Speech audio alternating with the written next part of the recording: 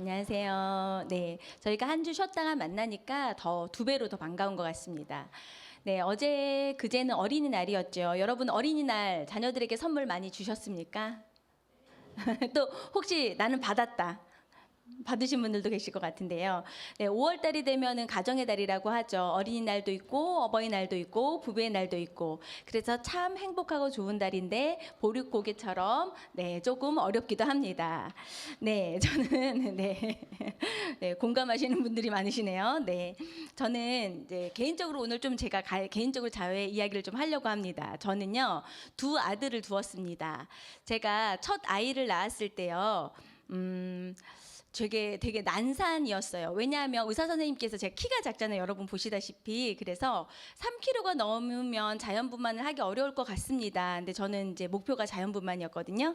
그래서 매우 열심히 노력했습니다. 하루에 10kg씩 걷고 계단도 오르고 많은 노력을 했는데 이제 아이가 이제 신호가 와서 갔는데 저희 아이가 몇 킬로로 태어났냐면요. 3.98kg. 57cm에 3.98kg로 태어났어요. 그래서 저는 네, 크게 낳아서 작게 키운 아주 안 좋은 대표적인 애입니다.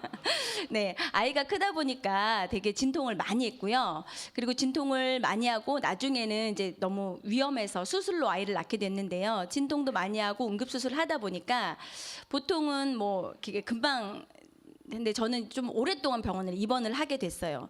그런데 굉장히 힘들게 이제 아이를 출산했죠. 그런데 네, 출산을 하고 났을 때 네, 저희 남편이 제가 너무 이제 힘들게 고생을 했기 때문에 의사 선생님께서 특별히 배려를 해주셔서 저희 남편에게 수술복을 입혀서 네, 제가 출산한 수술실에 들어오게 해가지고 아이를 배에서 꺼내자마자 아이를 안고 축복 기도를 할 수 있도록 이렇게 배려를 해주셨어요. 그런데 제가 이제 그 아기를 가졌을 때 저의 친구 중에서 먼저 아이를 가진 친구가 있었습니다. 저희 친구니까 당연히 목회자였겠죠. 그래서 그 친구에게 물어봤어요. 아이를 낳은 소감이 어때? 그랬더니 그 친구가 떨리는 목소리로 눈물을 글썽이면서 난 하나님 아버지의 사랑을 이제 진정으로 깨닫게 된 것 같아.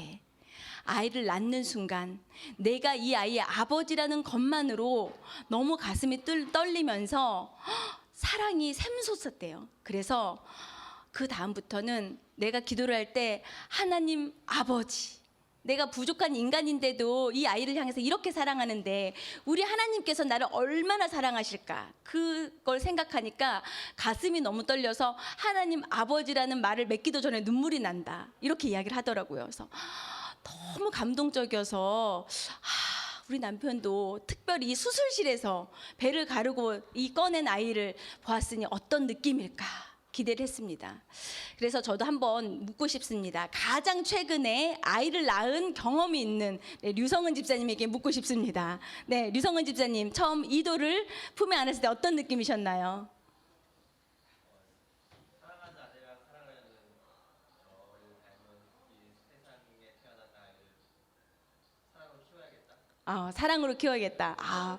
너무 따뜻합니다. 네, 네, 저희 남편은 어떤 대답을 했을까요? 저희 남편 참고로 류이도 집사님은 그래도 문과 쪽이시고요. 저희 남편은 공대생입니다. 공대생의 대답은 이거였습니다.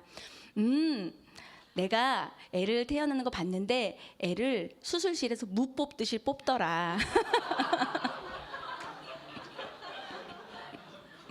정말 감동 파괴자였습니다. 네, 그러면서 저는 궁금하지 않았는데 수술실에서 분위기와 상황을 너무 디테일하게 설명하면서 의사 선생님 뱃속에 애를 무 뽑듯이 뽑았다, 이런 이야기를 하더라고요. 사실은 네, 그리고 그다음 첫 번째 감동 파괴였고요. 두 번째 감동 파괴, 생각보다 너무 못생겨서 깜짝 놀랐어. 네, 근데 모두들 아빠를 닮았다고 했습니다.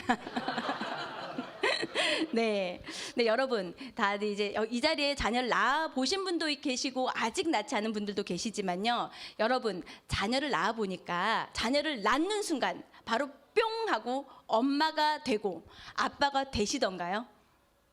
낳는 순간 엄마 아빠라는 그 이름이 바로 어울리게 완성이 딱 되시던가요?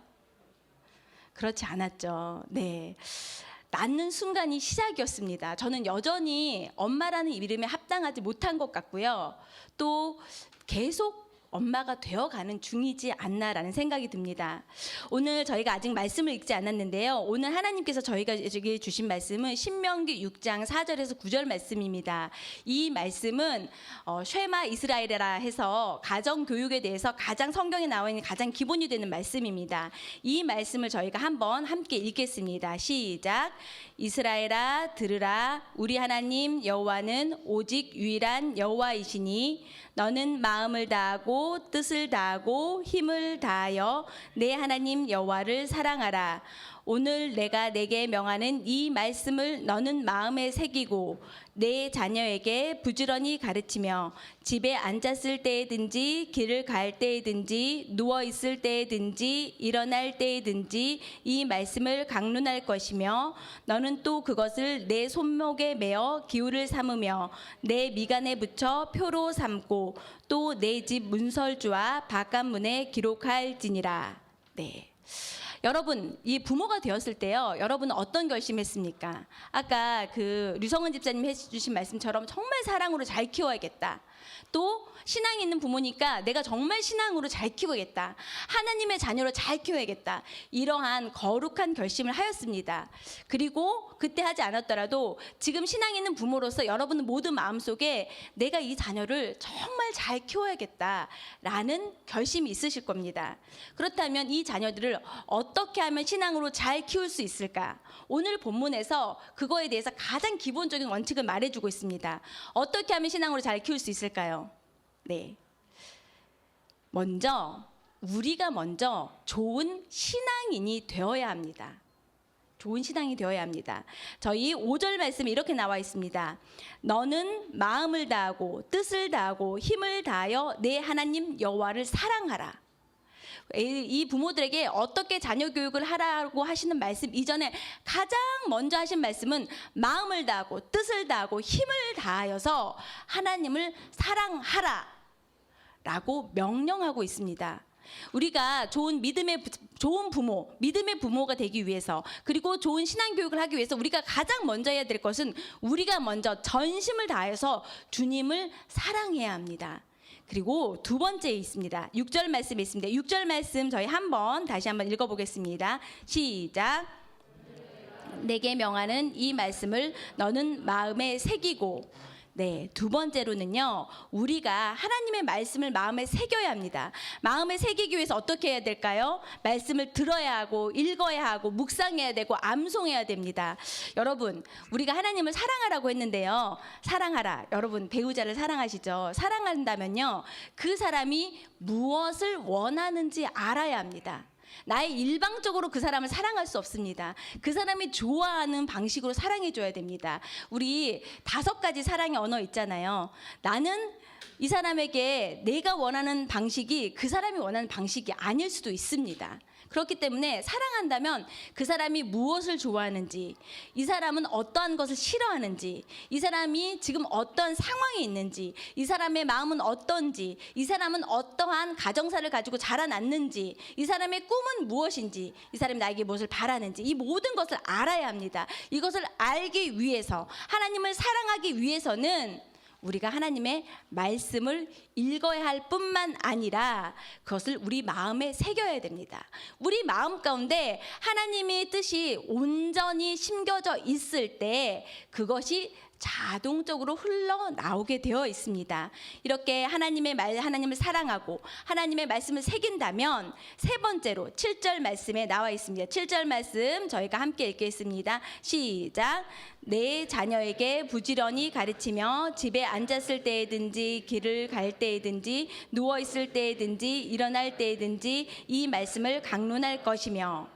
네, 일단은 첫 번째로 하나님을 사랑하고 하나님의 말씀을 내 안에 풍성하게 채우고 말씀을 내 마음 가운데 깊게 새긴 다음에, 그런 다음에 자녀들에게 이 말씀을 가르칠 수가 있습니다. 그런데 가르칠 때 어떻게 가르치라고 나왔냐면 부지런히 가르치라고 나와 있습니다.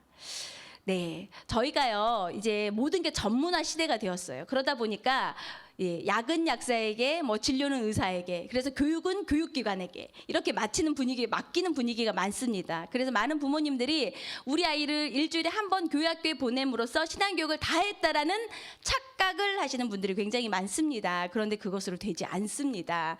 가정교육은 하나님께서 부모들에게 명령하셨습니다. 교회학교 교사들에게 명령한 게 아니고요. 교회학교 교육자들에게, 목사에게 명령한 게 아니라 부모에게 부지런히 가르치라라고 나와 있습니다. 구체적으로 뭐라고 나와 있냐? 집에 있을 때이든지 또 앉아 있을 때이든지 길을 갈 때이든지 누워 있을 때이든지 일어날 때이든지 이 말은요.